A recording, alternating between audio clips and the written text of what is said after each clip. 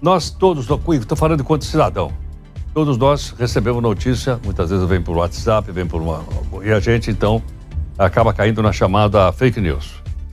A fake news hoje é o fantasma de quem trabalha com jornalismo. É o fantasma.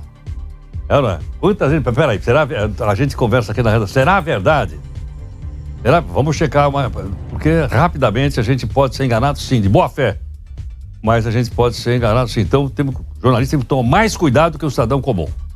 Agora, eu pergunto o seguinte, é fácil, é difícil, é complicado ou não a gente identificar essas notícias falsas? Nós pedimos ajuda aqui do Arthur Igreja, especialista em tecnologia. Arthur, obrigado aqui por atender o jornal Nova Brasil.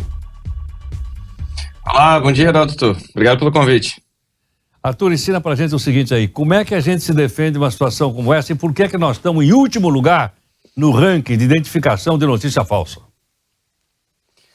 Puxa, essa é uma notícia preocupante, né? A OCDE fez um estudo em 21 países, eles entrevistaram mais de 40 mil pessoas e eles aplicaram um teste. Então a pessoa tinha que tentar identificar notícias verdadeiras e notícias falsas. E o Brasil ficou na última posição. Então o brasileiro ficou aí nessa terrível posição na capacidade de identificar notícias falsas. Então é preciso ter muito cuidado, ter muita calma. Só que tem um outro lado do ranking que também é assustador, porque brasileiros e americanos ficaram bem no ranking de capacidade de identificar notícias verdadeiras. Então parece assim um conflito enorme, mas o brasileiro identifica a notícia verdadeira e não consegue identificar a falsa. Então ele vai fazendo o quê? Ele vai reforçando aquilo que ele já acredita. Agora, Arthur, existe... Que tipo... o fato é só a boa vontade da pessoa, a iniciativa da própria pessoa pessoal, ou existe algum site, existe alguma forma das pessoas identificarem essa notícia falsa? Olha, tem sites que se propõem a desmentir, né, essas fake news, então tem vários portais que buscam fazer isso, mas o que é muito importante é a pessoa, por exemplo, esse estudo mostra que o Brasil está na primeira posição entre pessoas que se informam em rede social. Então, quer dizer, o brasileiro ele usa hoje mais aplicativo de mensageria como WhatsApp e redes sociais para formar a sua opinião. Então é mais do indivíduo. O indivíduo ele tem que perceber o seguinte, aquilo que a gente chama de viés, né? Ou seja, quando chega aquela notícia, bater o olho e perceber, espera aí, mas que história que está sendo contada aqui? Para quem essa história está tentando enaltecer, defender ou exagerar os feitos? E aí é muito importante a pessoa procurar fatos, né? Porque hoje tem toda uma discussão do tipo, será que ainda existe verdade? Sim, existe. Dá para saber se uma coisa aconteceu ou não. A pessoa tem que fazer um trabalho aí de investigação, ela tem que ir mais a fundo e muitas vezes ela vai descobrir o quê? Que aquela primeira notícia que ela recebeu era tendenciosa, era falsa. É bom também o cidadão, a pessoa qualquer, olhar a origem da fonte, da onde veio isso? Sem sombra de dúvida, porque hoje nós temos um descrédito mundial em relação às fontes, né?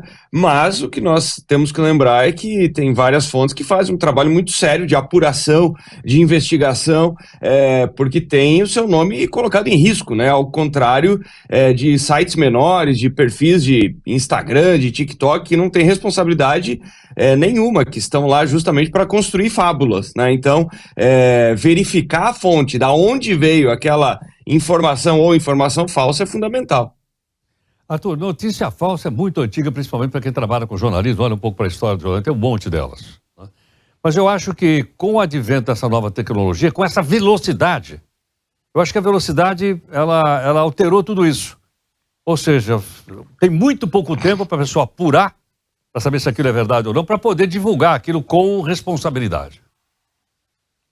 Isso é fato. Então, nós temos aí dois fenômenos, né? Primeiro, antes, alguns gostam, outros não, mas os veículos mais tradicionais, volto a dizer, tinham profissionais que faziam essa apuração e estavam com o seu nome lá à frente daquela matéria, à frente daquela foto. E hoje tudo se pulveriza de uma forma muito rápida e sem responsabilidade. Então a pessoa ela bate o olho, ela forma a opinião dela numa fração de segundos e é muito difícil ela voltar atrás. Então a velocidade tem a ver com isso e não só a velocidade do consumo, mas a própria velocidade da produção, né? Ou seja, quem está escrevendo, quem está muitas vezes simplesmente dá um Ctrl+C, Ctrl+V, copia aquilo que viu no outro site e aí a coisa vai se alastrando. Bom, e risco, né, Arthur? Além dos prejuízos materiais e morais, há também o prejuízo de ordem ética, né? A pessoa perde credibilidade, não é isso? Exato. E no nível individual, volto a dizer, as pessoas dificilmente voltam atrás em relação às suas opiniões. Então a pessoa, aí tem um pouco do nosso lado torcedor de futebol, a pessoa bate o olho naquilo, ela entende que aquilo é verdade e aí ela começa a defender aquilo de toda maneira. Por quê? Porque ela não quer dar um passo atrás e falar, puxa vida, li errado, ou não percebi, ou preciso melhorar nisso. Então a pessoa começa a defender, mesmo sabendo que aquilo não é necessariamente verdade, ela torna aquilo verdade para si. Agora, Arthur, quer dizer que essa nova tecnologia então confunde muito entre o que é fato do que é interpretação do fato? Não tenho dúvida nenhuma, ainda mais em tempos aí com tanta inteligência artificial que fica mais fácil criar imagens, vídeos, sons extremamente fidedignos. Está aumentando a dificuldade, está ficando cada vez mais difícil em separar, por exemplo, que é uma fotografia que é registro de algo que efetivamente aconteceu, por exemplo, uma imagem que foi gerada artificialmente de um evento que nunca aconteceu. Então essas duas coisas começam a ficar próximas, né? Tá certo. Arthur, muito obrigado. Obrigado, boa semana. Muito obrigado, Arthur Igreja, especialista em tecnologia. Tá aí. Esse aí é o que o Arthur acabou de dizer pra gente, é uma ferramenta, uma postura da gente usar no dia a dia. Para nós jornalistas, isso aqui é crucial. Crucial. Temos que perguntar, será verdade? E a gente olhar uma fonte, 2, 3, etc., antes de divulgar. Agora, o cidadão comum, muitas vezes ele não tem esse cuidado, mas precisa ter. E outra coisa ficou claro, uma coisa é o fato. E outra coisa é a interpretação do fato. A pessoa pode interpretar do jeito que quiser, só tem liberdade de expressão, liberdade de opinião, etc, etc. Mas precisa para saber o seguinte, se a base que gerou aquela interpretação existiu ou não. That's the question. Nossa, eu tô falando tanto inglês hoje, já sei tudo que eu tinha.